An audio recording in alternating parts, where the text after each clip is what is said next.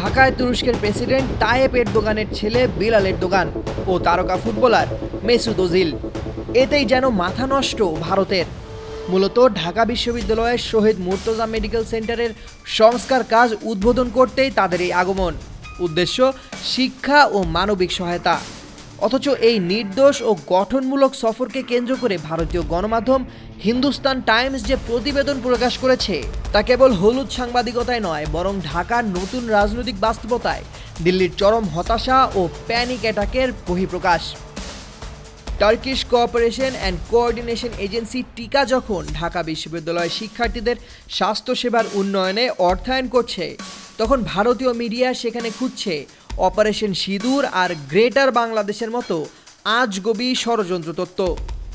Mesut ওজিলের মতো বিশ্বকাপ জয়ী তারকাদের স্বাগত জানানোর পরিবর্তে তারা এই সফরকে গোপন ও জামায়াতের তৎপরতা হিসেবে চালিয়ে দেওয়ার অপচেষ্টা করেছে।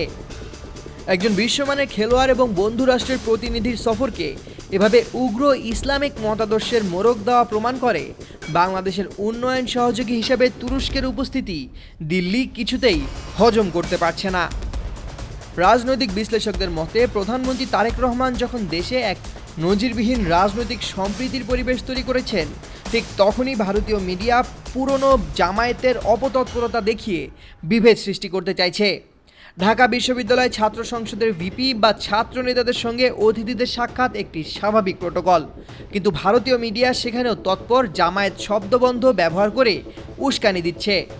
তাদের এই গাত্রদাহের মূল কারণ তারেক রহমানের নেতৃত্বাধীন বাংলাদেশ এখন আর কেবল ভারতকেন্দ্রিক পররাষ্ট্রনীতিতে বিশ্বাসী নয়, তাই বাংলাদেশ এখন মধ্যপ্রাচ্য, ইউরোপ, তুরস্ক কিংবা চীন সবার সঙ্গেই সমমর্যাদার ভিত্তিতে সম্পর্ক করছে। ভারতের মাথা ব্যথা এখানেই।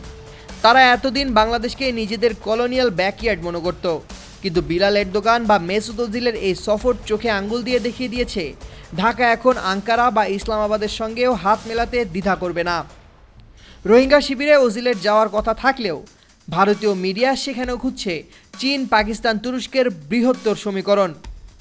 আসলে বাংলাদেশের মাটি থেকে ভারতীয় আধিপত্যবাদের শিকড় উপড়ে ফেলার যে প্রক্রিয়া শুরু হয়েছে, তুরস্কের এই সফরের মাধ্যমে তা আরও বেগবান হলো। দিল্লি যতই উস্কানিমূলক হেডলাইন করুক, ঢাকার আকাশ এখন আর দিল্লির মেঘে ঢাকা পড়বে না, এমনটাই মত আন্তর্জাতিক বিশেষজ্ঞদের। Desk report, 21 television.